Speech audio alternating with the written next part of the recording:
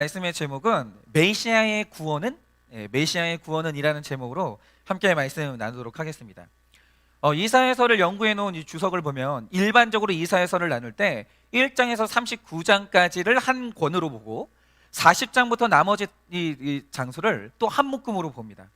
그러니까 이 40장에 들어온 우리는 메시아 이사야서의 새로운 주제로 들어가게 되는 거예요. 한 권이 끝나고 2권이 시작되는 거죠. 그러면 여기서부터 나오게 된 새로운 주제라는 것은 뭐냐? 자, 앞선 묶음이죠. 1장부터 39장까지 내용에서 이사야가 던졌던 가장 묵직한 주제가 있어요. 그게 뭐냐면 장차 메시아가 온다라는 거예요. 그런데 여러분, 사람에게 있어서 이 메시아, 즉 구원자라는 존재는 매우 깊고 복잡한 의미를 가져요. 왜냐? 여러분, 보통 우리가 영화를 볼 때 미국 영화하고 한국 영화하고 세계관이 완전히 다른 거 아십니까? 여러분, 미국 영화는 정말 기독교적 가치관이 뿌리를 내렸다라는 게 증명이 되는 게요, 미국 사람들이 진짜 좋아하는 영화의 장르가 있습니다. 그게 영웅이 등장하는 히어로물이에요. 이게 뭐 초능력을 가졌든 아니든 간에 언제나 미국 영화에는 영웅이 등장해요. 예를 들어서 이 슈퍼맨이라는 영화를 보면 하늘에서 날고 있는 비행기가 고장이 나가지고 추락을 합니다. 그런데 여러분, 한번 생각을 해보세요. 하늘에서 비행기가 추락하는 거예요. 그럼 그 안에 있는 사람이 할 수 있는 게 있습니까? 아무것도 없어요. 비행기가 추락하면 내리지도 못해요. 그냥 두려움에 떨다가 죽을 수밖에 없는 거죠. 그런데 미국 영화는 이렇게 완벽한 절망의 상황을 만들어요. 언제나 영화가. 그런데 우리나라와 미국 영화의 가장 큰 차이가 뭔지 아십니까? 우리나라 영화 같은 경우에는 절망적인 상황을 똑같이 만들어 놓는데 한국 영화는 그냥 절망으로 끝나요. 예를 들어서 2020년도에 기생충이라는 영화가 전 세계를 휩쓸었습니다. 근데 여기서 여러분 보셨습니까? 기생충? 기생충의 결말이 뭡니까? 가난하게 살던 한 가정이 있었거든요. 그런데 이 가난하게 살던 한 가정이 성공을 꿈꿔요. 굉장히 노력을 합니다. 그런데 어떻게 되느냐? 이 가난하게 살던 가정이 성공해서 부자가 되는 게 아니고요, 끝내 가정에서 벗어나지 못해요. 마지막까지. 그리고 그 영화에 나오는 대부분의 주인공들은 다 죽습니다. 다. 부자도 죽고 가난한 자도 죽고 다 죽어요. 그러니까 이 한국 영화의 독특한 관점이 뭐냐면 절망이라는 상황을 그려놓고 거기서 소망을 삭제합니다. 그리고 불치병, 가난, 관계 파탄 같은 절망에서 절대로 벗어나지 못하는 게 인간의 팔자라고 얘기를 하는 거예요. 그게 한국 영화의 메시지입니다. 그래서 한국 영화는 보통 보잖아요. 굉장히 암울합니다. 어두워요. 그런데 미국 영화는 안 그래요. 미국 영화도 굉장히 절망스러운 상황을 이제 설정을 하거든요. 그런데 미국 영화의 특징이 뭐냐면 절망의 순간에 나를 구해주는 존재가 꼭 나타나요. 그러니까 미국 메시지가 언제나 우리에게 던져주는 게 뭐냐면 어떤 절망의 순간에도 그걸 이길 수 있는 소망이 있다는 거죠. 여러분, 미국 영화는요, 소망을 얘기해요. 그거 굉장히 독특한 관점입니다. 그런데 미국 영화에 우리를 구원하는 영웅, 소망을 주는 존재가 나타나는 이유가 뭐냐면 이게 성경에서 비롯된 나라이기 때문이에요. 성경의 메시지는 언제나 이 존재가 있어요. 소망을 주는 존재. 여러분, 우리가 얼마 전까지 요한계시록을 묵상했는데 성경은요, 인간이 절대로 이길 수 없는 이 세상에 절망이 존재한다는 걸 인정합니다. 성경은 그걸 인정해요. 여러분, 성경은 긍정의 힘을 말하지 않습니다. 그런데 여러분, 성경 어느 책을 펼쳐봐도 굉장히 독특한 게 뭐냐면 절망의 상태 그대로 끝나는 성경은 단 한 권도 없어요. 어느 책도 그런 책은 없어요. 여러분, 택자가 절망에 떨어지는 순간 하나님은 반드시 달려와서 개입하시고 거기서 사람을 구해내요. 그런데 이렇게 절망에서 우리를 구원하는 존재를 뭐라고 부르냐? 그게 바로 메시아예요. 정확히 말해서 메시아란 나 혼자의 힘으로 절대로 이길 수 없고 벗어날 수 없는 아수르라는 압도적인 힘에서 나를 구해주는 존재인데, 그런데 여기서 문제가 뭐냐? 사람들마다 내가 구원받고 싶은 아수르, 내가 구원받고 싶은 문제가 다 다르다라는 게 문제예요. 그런데 내 문제, 나의 절망을 제대로 인식해야 되는 이유가 뭐냐면 내 문제를 잘못 인식할 때, 잘못된 구원을 바랄 때 우리가 잘못된 메시아를 만난다라는 거죠. 예를 들어서 어떤 사람에게는 미치도록 벗어나고 싶은 이 아수르가 학벌 열등감인 분들이 있어요. 여러분, 보면은 세상에 생각보다 학벌 열등감 때문에 시달리는 사람이 굉장히 많다는 거 아십니까? 그래서 이런 분들은요, 학벌이 열등감에서 나를 구원하는 메시아라고 믿는 거예요. 그래서 미친 듯이 공부합니다. 죽을 듯이 공부해요. 그래서 학위를 따는데 문제는 뭐냐? 세상이라는 것은 학벌의 단계가 끝이 없어요. 학부 따잖아요? 대학원 있습니다. 대학원 따면 그 위에 박사 코스가 있고요. 박사 따면 그 다음에 유학파가 있고요. 어렵게 유학해서 유학 박사가 되면 어느 나라에서 땄냐고 물어보고. 학벌은 끝이 없어요. 그래서 요즘 세상에서는 웬만큼 공부해가지고는 인정도 못 받고 위로도 못 받습니다. 그래서 거기서 위로를 못 받은 분들은 이제 또 공부 잘하는 자녀가 나타나면 그 자녀가 내 메시아가 될 것 같은 거예요. 얘가 우리 집 일으켜 세워주지 않을까? 얘가 내 인생 역전시켜주지 않을까? 난리를 치는 겁니다. 매달리는 거에 집착을 하는 거죠. 그래서 결국 내 자녀가 내 소원대로 빛나는 학벌을 이루면 메시아인 줄 알았던 그 자녀가 그 교만을 가지고 학벌 없는 부모를 끝없이 무시하는 거예요. 그리고 어느 날 자기 인생 찾아가지고 뒤도 안 돌아보고 떠나면서 모든 부모는 배신을 당하는 겁니다. 이상한 게 그거죠. 이 가난한 집에 힘든 자녀의 자녀들은 그렇게 효도하거든요. 근데 꼭 잘난 자녀들 있죠. 사랑을 아낌없이 베푼 자녀들이 꼭 부모 마음을 아프게 해요. 그리고 제가 이번 주 목요일에 신천지에 다녀오신 분을 만나게 됐거든요. 이분은 제대로 신천지 교인이에요. 대화를 했는데 거기서 깜짝 놀랄 신천지의 정체를 들은 거예요. 그게 뭐냐? 여러분, 보통 신천지에 빠진 분들은 현실에 대한 불만이 뭐가 굉장히 큰 분들입니다. 다시 말해, 이 땅에서 가지고 싶은 게 있고 누리고 싶은 게 있는데 이걸 이루지 못한 불만족이 있는 분들이 신천지에 많이 빠져요. 왜냐하면 신천지 교리에서 약속하는 게 뭐냐면 약속의 숫자인 14만 4천 안에만 들어가면 모든 것이 내 것이 된다라고 실제로 그렇게 가리킵니다. 예를 들어서 뭐 예수님이 오시는 날이 되면 그 14만 4천의 사람들이 뉴욕 땅도 내 것이 되고 뭐 워싱턴도 내 것이 되고 뭐 어느 나라도 내 것이 되고 다 내 것이 되는 거예요. 그렇게 가리키는 거예요. 그런데 여러분, 재밌는 게 뭐냐면 이렇게 될 때 일어나는 일이 뭔지 아십니까? 14만 4천은 다 가져요. 나머지는 아무것도 못 가는데 14만 4천, 그러니까 신천지 교인들은 다 갖는 거예요. 그런데 문제는 14만 4천이 정해져 있다는 거예요. 한 명도 더하거나 뺄 수 없어요. 그래서 만약 구원받고 싶은 사람의 숫자가 14만 4천을 넘겨버린다. 그러니까 구원받을 사람은 14만 4천인데 신천지 교인이 20만 명이 돼버린다. 그럼 그 다음부터는 내 옆에 있는 사람이 경쟁자가 되는 거예요. 다시 말해, 내 옆 사람이 14만 4천 중에 하나가 되면 딱 그만큼 내가 구원받을 가능성이 줄어들어 버려요. 그래서 그분이 말하길, 보통 기독교는 하나님이 늘 최대한 많은 사람을 구원하게 원하시기 때문에 원래 기독교는 혼자 구원받는 종교가 아니에요. 우리는 내 남편이 구원받기를 원하고 내 자녀가 구원받기를 원하고 내 이웃이 구원받기를 원해요. 우리는 혼자 구원받는 종교가 아니에요. 여러분, 오늘 왜 이 어머니가 이 아침에 이 무거운 아기를 안고 유아 세례를 받습니까? 나만 구원받으면 안 되거든요. 내 자녀도 구원받아야 되는 거예요. 원래 정통 기독교는 함께 구원받는 종교예요. 그런데 신천지의 특징이 뭐냐면 여기는 같이 구원받는 종교가 아니라 혼자 구원받는 종교예요. 내가 옆 사람을 제쳐야 내가 구원받기 때문에 14만 4천 안에 들어가기 때문에 미친 듯이 성경 공부해요. 그래서 내가 옆 사람보다 성경 시험 점수를 더 잘 받아야 되고요.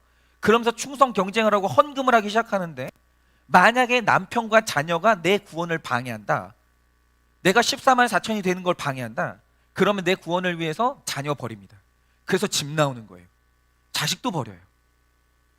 그러니까 이 신천지의 실체가 뭐냐면 종교를 빙자한 기복 그 자체고 탐욕의 끝판이에요. 완전히 탐욕의 끝판이에요. 여러분, 그 탐욕 앞에서는 자녀도 없고 남편도 없고 부모도 없는 거예요. 집 나오는 거예요. 여러분, 얼마나 무섭습니까? 내가 받고 싶은 구원이 이 부자가 되는 거라면 이렇게 되는 거예요.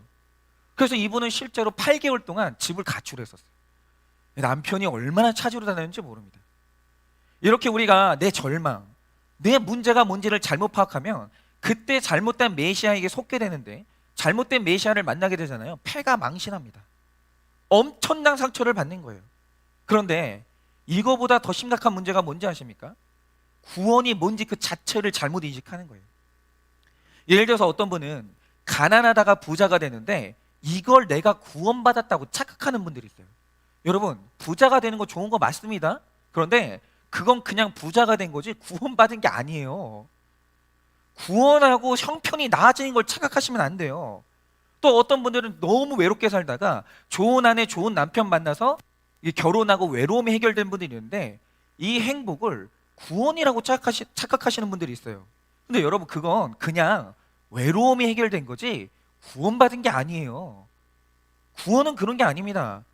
심지어 어떤 분들은 교회에 와가지고 하시는 말씀이 뭐냐, 제가 진짜 밤잠 못 잘 너무 고민이 있었는데 교회에 와서 평안을 찾았다라는 거예요.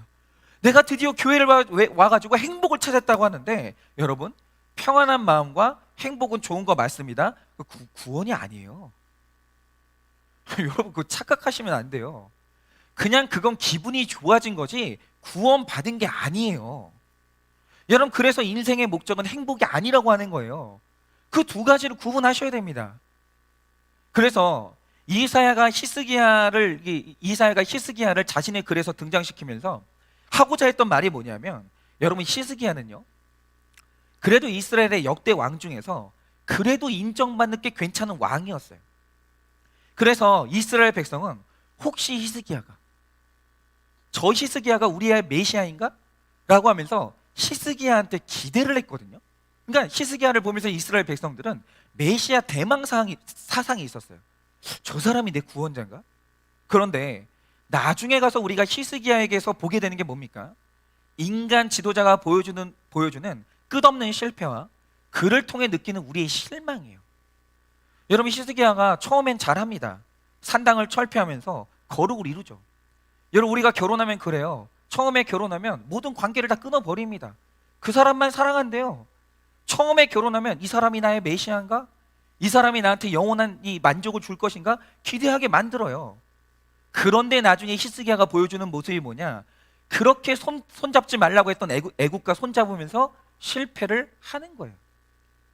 여러분, 지금 이 세상에 처음에는 너만 사랑할게 라고 결혼했다가 지금 아무도 보지 않는 곳에서 바람 피우는 사람이 얼마나 많습니까? 나한테 상처를 주고 나를 실망시키는 그 가짜 메시아, 그들이 얼마나 많은지 몰라요. 또 그에 대한 말씀을 보면 심지어 어떤 구절인 줄 아십니까?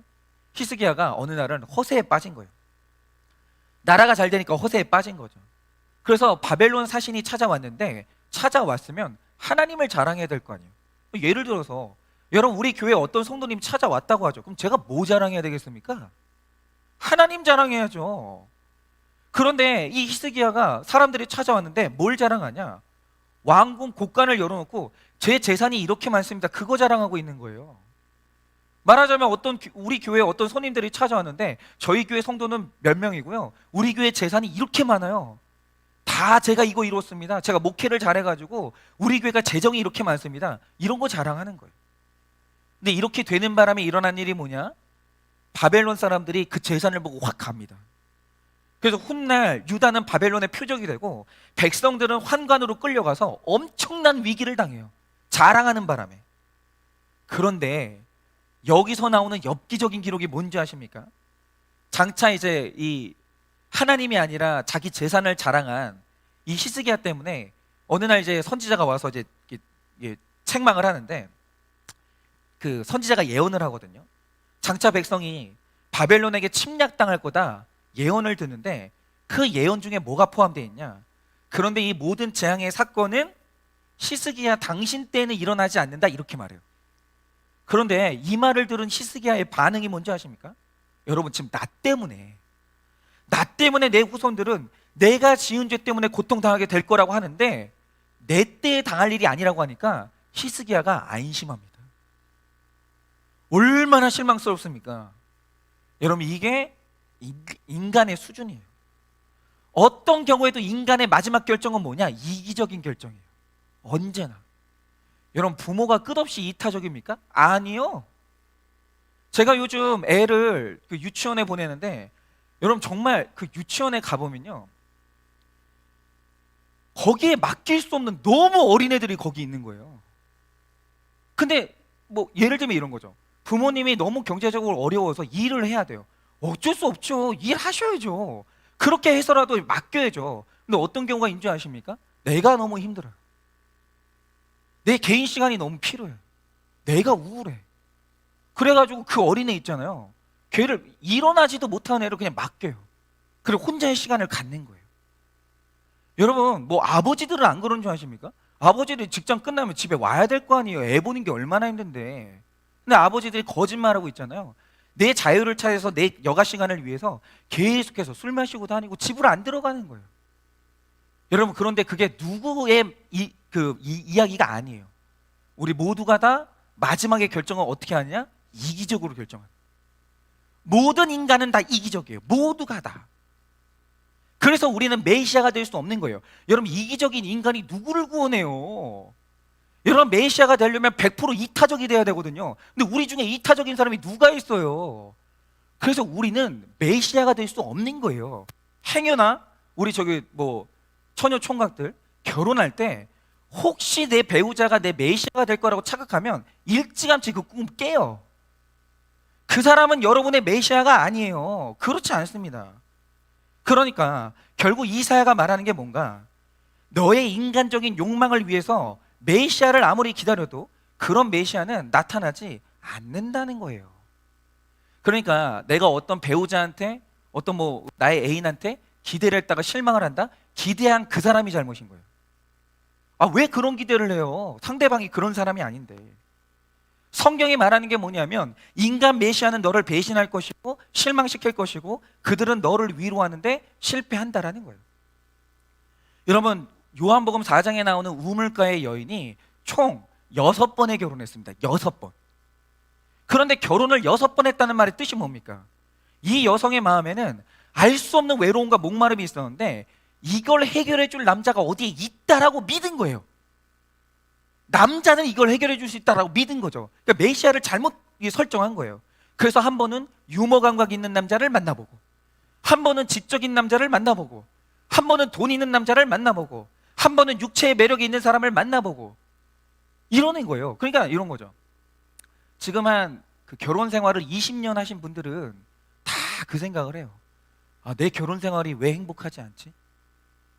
그러면서 머릿속으로 꿈꾸는 게 뭐냐면, 그냥 이렇게 가상 결혼을 꿈꾸는데 이 남자만 아니면 돼요. 이 여자만 아니면 되는 거예요. 이 남자 이 여자 아닌 누구랑 다시 한번 살아보고 싶다. 그러면 나의 이 외로움이 해결되지 않을까라고 상상을 하시는 분들이 있는데 그런 일은 일어나지 않아요. 여러분, 남편이 재미가 없습니까? 그러면 여러분 유머 감각 있는 남자를 한번 만나보시겠습니까? 말이 많은 남자? 제가 목요일날 만난 분이, 남자는 언어수가 적잖아요. 근데 이분이 언어수가 비정상적으로 많아요. 여자보다 많아요. 그래서 어떻게 하냐면 서론을 2시간만 얘기한대. 그럼 이제 아내는 그 얘기를 듣는 동안 영혼이 빠져나가는 거예요. 여러분, 말 없는 남자가 좋을 것 같으세요? 말 많은 남자가 좋을 것 같으세요? 아니, 누굴 만나면 만족이 될 것 같으십니까? 여러분, 그런 사람은 없어요. 여러분, 가난한 남자가 좋은 것 같으세요? 부자 남자가 좋은 것 같으세요? 여러분, 어떤 것 같으세요? 여러분, 분명히 말씀드리지만 이 여인이 6명 만났어요. 이 말 뜻이 뭔지 아십니까? 세상에 종류별로 있는 남자 다 만나봤자 너의 메시아는 없다는 거예요. 세상에 종류별로 있는 여자 다 만나봤자 너의 메시아는 없다는 거예요. 인간 중엔 그런 사람이 없어요.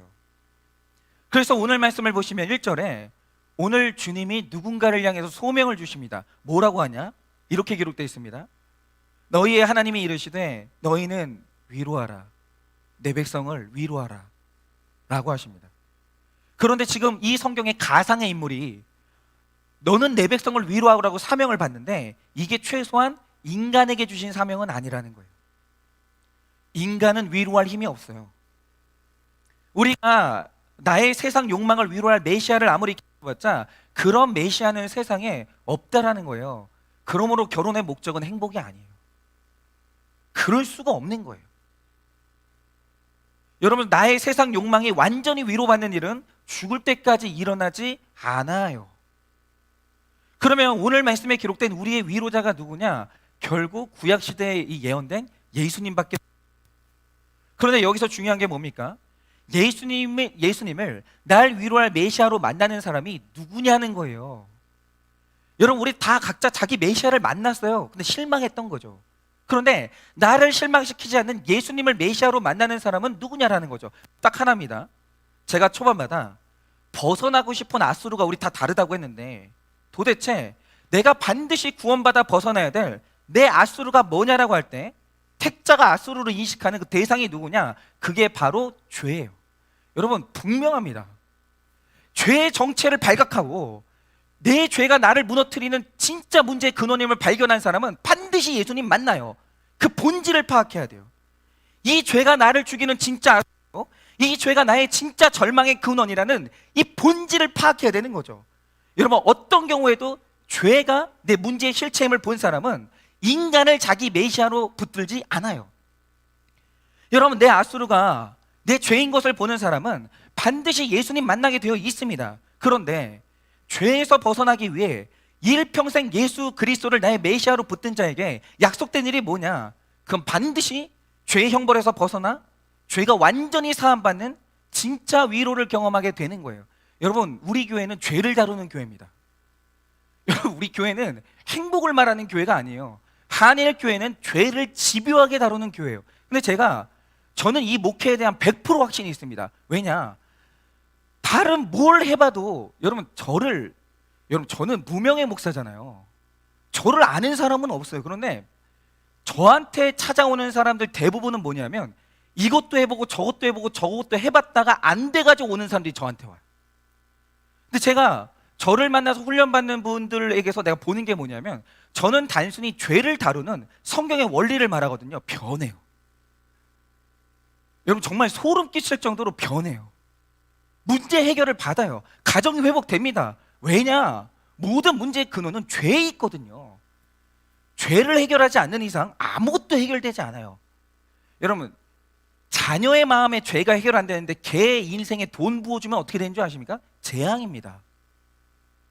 재앙이 일어납니다. 여러분, 어떤 사람이 상처받았는데 죄가 해결되지 않잖아요. 그게 트라우마가 되는 거예요. 해결 절대 안 됩니다.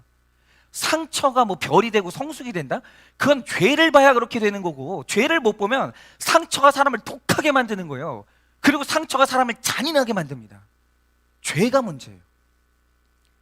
그러나 예수님을 붙드는 사람은 죄의 형벌에서 벗어나 용서받아요. 그래서 재밌는 게 뭐냐면 죄를 다루는 교회가 밝아요. 여러분, 죄를 말하는 교회가 죄책감에 시달리면서 나는 뭐 죄인이야, 나는 너무 슬퍼 이럴 것 같습니까? 아니에요. 회개를 말하고 죄를 다루는 교회는 얼굴이 밝아요. 왜냐? 죄를 다루고 회개하는 사람은 용서받거든요. 하나님이 그 죄를 기억을 안 해요. 여러분, 완전한 회개에 이룬 사람은 구원의 100% 확신을 갖습니다. 그래서 죄를 다루는 교회는 얼굴이 밝아요. 그 특징이 있는 거예요. 그래서 이 땅에서 예수님을 나의 메시아로 영접한 사람들은, 그래서 예수님이 나의 주인 되시면 일평생 경험하는 게 있어요. 그게 뭐냐? 7절 8절을 보면 이렇게 기록되어 있습니다.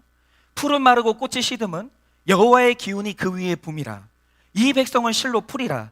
풀은 마르고 꽃은 시드나 우리 하나님의 말씀은 영원히 서리라 라고 하십니다. 여러분, 뭐라고 기록되어 있습니까? 이 말씀 굉장히 중요한데, 예수님이 나의 메시아가 된 사람은, 영접한 사람은 그때부터 하나님이 그 사람의 인생 위에 하나님의 기운을 불어요. 그러니까 이게 이제 루아크라는 단어인데, 이게 굉장히 독특한 단어예요. 뭐냐면, 여러분, 하나님이 아담을 흙으로 이제 만드셨잖아요. 형상은 완전히 만들었습니다. 근데 그때 아담이 사람이 되지 못했어요. 그런데 하나님이 형상을 만든 다음에 마지막으로 하신 작업이 뭐냐면, 영어 성경을 보면 그렇게 돼 있어요. 인공호흡 있죠. 입술과 입술을 댄 다음에 하고 자신의 숨을 불어넣는 거예요. 하나님 자신의 생명 있죠. 내 안에 있던 것을 인간 그 흙 인형 안에 하고 불어넣는 거예요. 그게 이 인간 창조의 마지막 단계였어요. 그런데 오늘 예수님이 말씀하시는 게 뭐냐 하면, 오늘 하나님이 말씀하시는 게 뭐냐면, 예수 그리스도를 오늘 나의 구주로 영접한 사람에게는 하나님이 그 사람의 인생에 자신의 기운을 분다는 거예요. 하고 계속해서 불어줘요. 근데 이게 루하인데, 그러니까 예수님이 나의 메시아가 되는 사람은 하나님께서 계속 생명의 호흡을 공급하시거든요. 그런데 오늘 말씀에서 택자에게 공급되는 하나님의 호흡이 뭐냐면 그게 말씀이에요. 말씀을 계속 보내요. 이게 하나님의 호흡이에요. 여러분, 우리 하나님의 말씀이 영원히 선다는 말의 뜻이 뭐냐면 택자의 귀에 하나님이 흘려보내시는 말씀이 들린다라는 거예요. 막고 싶은데, 귀를 막고 싶은데 들려요.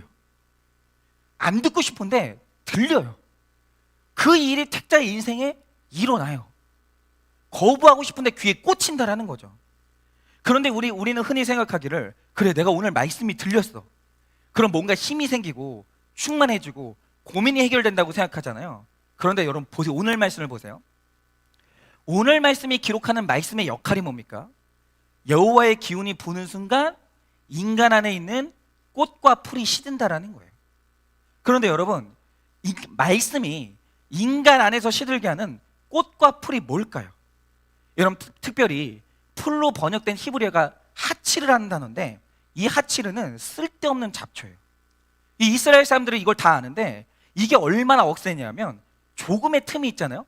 뭐 건물에 있는 아주 작은 틈이 있잖아요. 거기를 비집고 들어가서 타요. 그러면서 어떻게 하냐면 이게 점점 그 틈 안에서 자라나다가 집을 무너뜨려 버려요. 팽창을 해가지고. 그래서 이거를 끝없이 제거를 해야 되는 게 뭐냐면 이게 풀이에요. 하치르.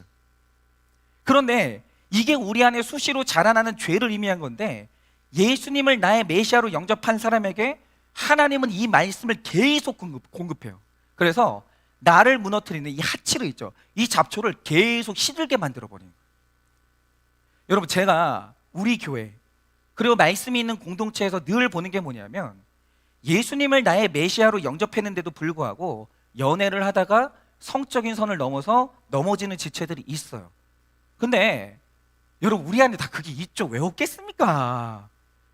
여러분, 저도 돈 욕심 되게 많거든요. 그래서 제가 설정해 놓은 돈의 기준이 있어요. 근데 진짜 그걸 넘고 싶을 때가 너무 많아요. 욕망이 살아있는 거죠. 있습니다. 그런데 여러분, 세상 사람들을 보면, 여러분, 내가 한번 성적으로 넘어졌다는 거 대수로 여깁니까? 오히려 나를 성적으로 만족시켜주는 사람을 나의 메시아로 여기는 경우가 얼마나 많아요. 그런데 택자는 그렇게 성적인 선을 넘으면 그 다음부터 지옥이 시작돼요. 사람이 시들어요. 왜냐? 교회를 갈 때마다 그 지체에게 죄를 치는, 그 죄를 시들게 하는 말씀의 바람을 하나님이 계속 불어주시는 거예요. 그러니까 요 지금 뭐 성적으로 넘어졌다는 이거는 원고에 없는 예어거든요. 근데 갑자기 제 입에서 이런 말이 나왔다는 거죠. 이유가 뭐겠어요? 여기 뭐 지금 성적으로 문제 있는 분 있는 거예요. 하여튼 뭐 그런 거 있어요. 계속 그 죄에 대해서 하나님이 그 경고하시는 이 말씀의 바람을 불어주시는 거예요. 그래서 큐티책을 펼 때마다 내 죄가 보이고, 말씀을 들을 때마다 내 죄를 치는 말씀이 들리니까 너무 괴로워하다가 결국 어떻게 되냐면 죄를 숨기지 못하고 자기가 지은 죄를 고백하고 치리를 받는 거예요. 그러니까 아까 전에 우리 전도사님도 이제 고백을 해주셨는데, 사실 우리 전도사님은 우리 집이 화목하지 않다는 사실을 아무한테도 말해본 적이 없어요. 아무한테. 그냥 말한 적이 없어요. 그냥 우리 집도 되게 화목하고 우리 엄마 아빠 믿음 좋고 그냥 그렇게만 다 보여주고 살았어요. 그런데 한일교회를 와서 말씀이 들리고 마음이 열리고, 그러면서 처음으로 우리 가정의 부모님이 별거 중이다는 말을 처음으로 하는 거예요. 내가 행복하지 않았다는 말을 처음으로 하는 거예요. 뭐냐면 드디어 우리들의 인생에 말씀이 들리면서 내 죄를 시들게 하는 말씀이 계속 공급이 되는 거죠. 그러면 그들에게 자라났던 성적인 죄의 잡초, 물질의 죄의 잡초, 이런 것들이 말씀의 기운으로 시들해지는 거예요. 그런데 여러분 잘 들으세요. 예수님이 나의 메시아가 된 이 택자는 죄를 지을 때마다 말씀이 내 죄를 시들게 하는 이 일이 계속 일어납니다. 그러니까 여러분, 이렇게 되면 우리가 죄를 늘 물처럼 먹고 마시는데, 내가 이 죄악된 세상에서 예수님을 메시아로 영접할 때 자꾸 내 죄를 치는 말씀이 들리니까 얼마나 힘들겠어요. 여러분, 그래서 사실은 죄가 해결되지 않은 사람한테 예배는 고통스러운 거예요. 죄가 해결되지 않은 사람한테 말씀이 들린다는 건 세상에서 제일 힘든 문제예요. 그래서 신앙생활의 목적은 행복이 아니에요. 성령 충만이 뭐냐? 성령 충만은 갈등 충만이에요. 죄가 있는데, 말씀이 들리는데 죄가 말씀과 충돌하지 않는다? 그 말씀이 잘못됐든가 그 사람이 양심에 화인 맞았던가 둘 중에 하나예요. 여러분, 그런데 우리 택자의 소망이 뭡니까? 말씀이 내 죄를 시들게도 하지만 그 말씀의 힘으로 죄가 나를 괴롭혔던 그 노역의 때가 끝나는 날이 오고 받아야 되는 연단이 끝나서 영원히 위로받는 때도 오기 때문이에요. 여러분, 저는 그렇게 믿어요. 저는 진짜 상담을 하다 보면 이 세상의 죄가 사람 수만큼 다양하다는 걸 보게 되거든요. 정말 짓는 죄가 다양해요. 그런데 제가 택자들에게서 보는 게 있어요. 그게 뭐냐면 마지막에는 하나님이 이겨요. 택자의 죄가 말씀을 이기지 못해요. 그는 언젠가 죄를 끊어요. 자유하게 되고 회복해요. 언젠가는 그날이 옵니다. 완전한 위로의 날. 내가 죄에서 벗어나서 이 죄책감, 지긋지긋한 죄책감을 끊어내는 그날이 와요. 그러니까 모든 그리스도인은 거룩을 목표로 살다 보면 한 번은 그런 질문을 하는 날이 옵니다. 뭐냐면 내가 하필이면 왜 예수 믿어가지고 이렇게 힘들게 살아야 되나? 아니, 왜 나는 이렇게 절제하고 살아야 되나? 그러니까 믿음 좋은데 불신자에게 끌리는 지체들이 있거든요. 그럼 그 지체들이 늘 저한테 하는 말이 이거예요. 하나님이 한 번만 양보해 주시면 안 돼요? 하나님 한 번만 눈 감아 주시면 안 돼요? 이런 지체들이 분명히 있어요. 왜 하나님은 내 죄에 대해서 한 번도 그냥 안 넘어가는가? 그런데 오늘 말씀이 주는 약속이 뭡니까? 우리가 이 땅에서 그렇게 살아야 되는 이유가 뭐냐면 그렇게 사는 삶 끝에 메시아가 있고 그가 완벽하게 이루실 우리의 위로가 있기 때문이에요. 여러분, 거짓 위로에 속지 마세요. 예수님을 만나 죄가 해결되어야만 느끼는 근원적인 위로가 있는 거예요. 그 위로는 아름다워요. 그래서 이 땅에서는 위로받는 인생이 아니라 위로를 기다리는 인생을 사는 게 맞고, 날마다 내 죄가 시들고 내 죄가 좌절되는 인생을 사는 게 그거 맞는 거예요. 여러분, 저도 마찬가지입니다. 제가 모든 일을 할 때 우리 장로님들하고 결정을 하거든요. 여쭤봐요. 근데 장로님들이 안 된다고 하는 건 안 해요. 그건 하면 안 되는 거예요. 그리고 제가 말씀을 드리지만 제가 3년 만에 나중에 우리 성도님들한테 이제 다 완전히 공개를 하겠지만, 제가 이제 한일교회에 온 지 3년 만에 장로님들이 제 사례비를 올리셨어요. 근데 제가 분명히 말씀드립니다. 여러분이 원치 않는 여러분이 만약에 상처받는다면 저는 그 돈 안 받아요. 그러니까 여러분이 나중에 재정 보고를 받으실 때 다른 거는 안 보셔도 돼요. 우리 교회 형편하고 목사 사례비가 맞는지만 보세요. 그래서 만약에 목사가 받는 사례비가 우리 교회 형편에 너무 많이 받는다, 말씀해 주셔야 돼요. 안 된다고 하셔야 돼요. 그러면 목사는 안 해야 되는 거예요. 여러분, 언제나 목사의 욕망이 좌절되는 교회가 돼야 돼요. 장로님들이 목사의 이 결정이 욕망이다, 이건 너무 인간적이다, 그럼 장로님들이 저지해야 되는 거예요. 그리고 우리 성도님들이 장로님들이 너무 마음이 약해가지고 이건 누가 봐도 우리 목사님이 인간적인 결정 같은데 진행하려고 하네? 여러분이 막아주시면 되는 거예요. 여러분, 교회는 이런 일이 있어야 되는 건데 그게 사랑이에요. 여러분들도 마찬가지죠. 여러분, 저는 앞으로도 지금도 그랬지만 여러분들이 말씀하고 안 맞는 길 가면 여러분, 제가 그걸 넘어갈 거라고 생각하지 마세요. 그런 일은 일어나지 않아요. 한일교회에서 여러분의 욕망은 좌절돼야 돼요. 죄를 향해 달려가는 여러분의 발걸음은 좌절돼야 되는 거예요. 목사가 하든지 목자님이 해주든지 장로님이 해주든지 누가 해야 되는 거예요. 여러분, 교회는 꿈이 실현되는 곳이 아니에요. 물론 꿈이 실현될 수 있죠. 그러나 그 꿈이 인간적인 것이고 죄가 섞여 있다면 교회의 이 사명이 뭐냐? 그 꿈은 좌절돼야 마땅해요. 왜냐하면 우리는 구원받아야 되거든요. 우리에게는 죄가 좌절될 때 임하는 위로가 있거든요. 여러분, 제가 제 인생의 목회의 목표가 바뀌지 않게 여러분들이 저를 끊임없이 좌절시켜 주셔야 돼요. 안 된다고 말해 주셔야 돼요. 그러나 만약에 성경적으로 간다? 그러면 우리 하나 돼서 가는 거예요. 어떤 경우에 어떤 사람 살려야 된다? 그럼 우리 다 달려들어가지고 살리는 거예요. 하나 될 때는 하나 되고, 그러나 아니라고 할 때는 우리는 좌절시켜야 되는 거죠. 여러분, 뭐 이런 불평하시는 분들이 있어요. 왜 나는 죄를 지을 때마다 들키나? 안 들키는 사람도 많은데 왜 나는 복권을 살 때마다 꽝인가? 왜 나는 불신 교제를 할 때마다 아프게 헤어져야 되나? 왜 이렇게 나는 안 되는 일이 많나? 이렇게 불평하시는 분들 많으실 텐데, 오늘 말씀을 보니까 바로 그렇게 죄가 좌절되는 인생이 위로받을 인생이요, 여호와의 기운이 충만한 인생이라고 그렇게 말씀을 해석을 해주시는 거예요. 그러니 여러분, 오늘 예수님이 이 땅에 오셨습니다. 그리고 그 말씀의 기운을 오늘 우리 위에 불기 위해서 오늘 예수님이 오셨어요. 그러니 이 성탄의 날에 내 죄를 시들게 하시는 그 예수님을 만나시기를 바라요. 절대로 여러분의 죄가 다뤄지지 않는, 여러분의 죄를 찌르지 않는 말씀은 말씀이 아니에요. 그거는 여러분, 오늘 내 죄를 다루시고 이 죄에서 나를 구원하시는 예수님을 만나시기를 바랍니다. 그래서 그 예수님과 함께 내 죄가 날마다 시들어가는 인생을 잘 사시고 힘들더라도 주의 위로를 기다리면서 일평생 죄와